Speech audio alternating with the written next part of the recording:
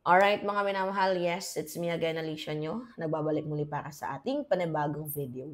Alam niyo ngayon na pag isip-isipan ko na tama lang na i-push itong independent commission na mag-iimbestiga dito nga po sa mga flood control anomalies. Alam niyo kung bakit? Hugas kamay eh. Yung mga senador na mga nandun, biruin nyo, ito, si Diskaya nagbanggit ng mga pangalan. Sino mga pangalan? Mga pangalan ng mga kongresista na humihingi ng cut na 10 to 25%. And then eventually nabanggit ang pangalan ni House Speaker Martin Romualdez at ni Elizalde Co. Alam ko na iniisip ninyo, pinagtatakpan mo lang si House Speaker eh. Hindi ko pinagtatakpan si House Speaker.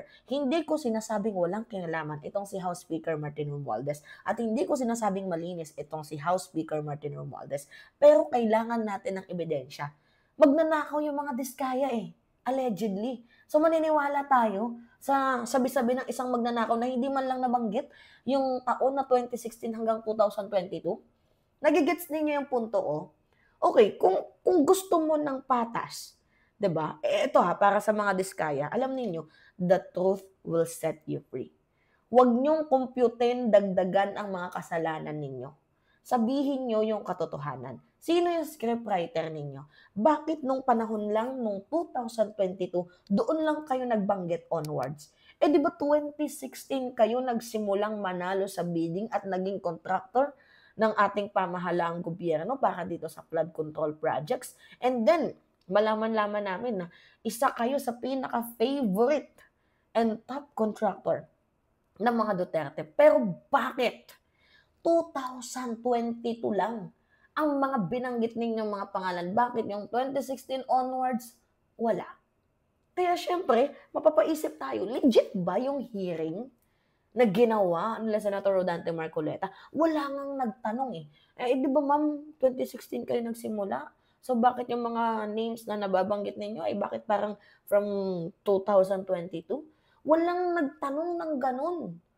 Or baka maybe yung mga mambabatas dyan, yung mga senador din, 'di ba, na mga nag-iimbestiga, nagtatanong diyan, ayaw din nilang ungkat yung 2016. Bakit? Kasi isa din sila sa mga nagbebenepisyo noon. 'Di ba posibleng ganun? Kaya nga dapat mai-push itong independent body na kung saan iba yung investigation ng House, iba yung investigation ng Senate, yung commission na talagang literal na walang mga DDS, walang mga loyalista, pawang neutral lang na magtatanong, 'di ba? Na tawag dito, magtatanong, magbubuking, 'di ba, sa mga eksenang ganap. Ngayon, nagpapagalingan ang Senado at itong House of Representatives. Ngayon, naungasan ng Senate itong House dahil nauna nilang nabinggaran itong sa Diskaya. Bukas magkakaroon din ng hearing sa House. Feeling ko hindi na a-attend itong si Diskaya dahil naunahan na nga ni Senator Rodante Marcoleta. Kaya dapat mapirmahan na yung executive order na magkaroon ng subpoena power, itong investigative body na kung saan yung mga testimonies, yung mga ipapatawag ng mga witnesses, 'di ba? Hindi pwedeng humindi. 'Di ba? Lagyan ng pangil, 'di ba? Itong separate investigation body na mag-investigate sa lahat kasi nakakagigil eh. 'Di ba? Parang mayroong bias. Hindi ako nasasatisfied. 'Di ba mga minamahal, hindi nakakasatisfied ang hearing. Only parang meron lang silang gustong siraing personalidad. Meron lang silang siraing pagkatao. 'Di ba, na magre-reflect dito sa ating Pangulo. Hoy, tandaan ninyo, iba ang trabaho ni PBBM sa trabaho ni House Speaker. Ngayon, kung nabanggit si House Speaker lang yun. Hindi nyo pwedeng idamay dyan yung presidente. Pero ito ay magiging refleksyon ng paglilingkod din ng ating presidente. Pero, hindi ko sinasabing madumi or malinis itong si House Speaker. 'Di ba kasi kulang pa ang ebidensya. Tapos yung nagsalita is magna. 'Di ba? Tapos mayroon pang bias, 'di ba? May scriptwriter ba 'yan? Tingnan niyo nga yung mga komento sa comment section, oh. May kaibigan tayo. Sabi nga ng kaibigan natin, oh, pakita ko sa inyo, ah. Sabi ng kaibigan natin, Oh, funny how the Discayas suddenly had a long list of names pero bakit wala silang pinangalanan before 2022? Nung sila pa ang number 1 contractor at nagsimula raw silang kumontrata on the national level. So, di ba, para sa akin, ang hirap magtiwala. Ang hirap intindihin ng statement ng mga Diskaya. Sino ba yung writer ng mga to? Nag-meeting-meeting ba ang mga to bago sumalang dyan?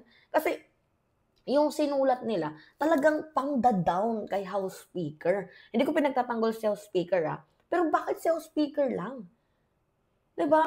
Kung mandadamay na lang din kayo, idamay nyo na lahat. Bakit parang mga district engineer lang yung iiyak dito at mga kongresista, bakit walang mga senador? Hindi nga dyan na pangalanan si Quezon, si Joel Villanueva. Diba? Si Marcoleta, hindi nga nadawit dyan eh. Tapos nagbibiruan pa sila. Sabi ni Jinggoy, oh, you're safe now.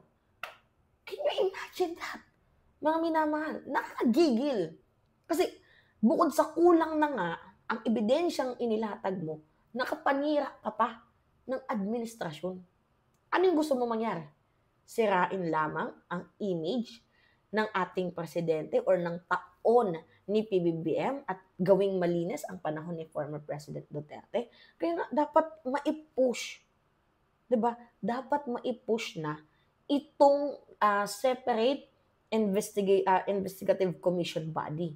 Diba na yung mga nandoon, si Soto, si Lacson, diba? Si Trillanes kung pwede.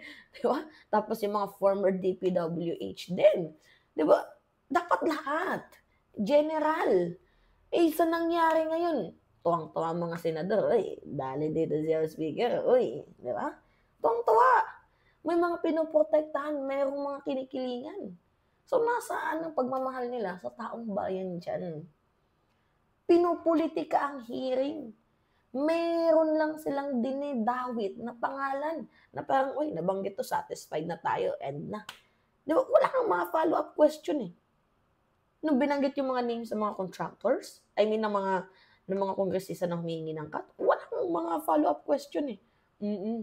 Di ba? Okay na, ganun. Tapos patanong-tanong pa kuno itong si Bato, si Marcoleta, na parang kala mo, nakuha na lang nila yung meeting tagumpay eh. Kaya tingnan ninyo, galit na galit itong si Marcoleta nung nagbigay ng privilege speech itong si Lacson. Bakit? Kasi naungasan siya ni Lacson. Di ba? Nung sinuportahan ni Kiko Pangilinan, itong subpoena power ni PBBM, galit din si Marcoleta. Di ba? Ba't sila nagagalit? Kasi pwede silang maungasan ng separate commission na mag-iimbestiga dito sa flood control. Diba? So ngayon, dapat i-push itong independent commission na to. Kasi doon natin malalaman kung may bias ba o wala sa mga pinagsasabi ng mga Diskaya. Diba? Para maungkat yung pinaka-ugat. Diba? Hindi yung dito na kayo, nag-jump na kayo dito sa sanga-sanga na lang. Diba? Dinamay niyo pa yung presidente. Diba? Kaya nakakawalang gana. Diba na supposedly, dapat mga senador ang pumoprotekta sa taong bayan. Pero bakit yung mga senador pa din, yung ginagawa nila is, okay, hinahayaan yung taong bayan, pinoprotektahan kung sino man yung mga nakatulong sa kanila. Sa tingin niyo, sa nangyaring hearing, satisfied ang mamamayang Pilipino? Hindi. Kailangan natin dito ng accountability. Kailangan natin dito ng full transparency. Di ba kasi yung nangyari na nakita natin, mga minamahal, sobrang mga unfiltered. Di ba? Nililihis yung issue. Kung saan pabor sa kanila, doon sila. Pag nadudulas, hugas kamay. Ay ko. Di ba? Alright.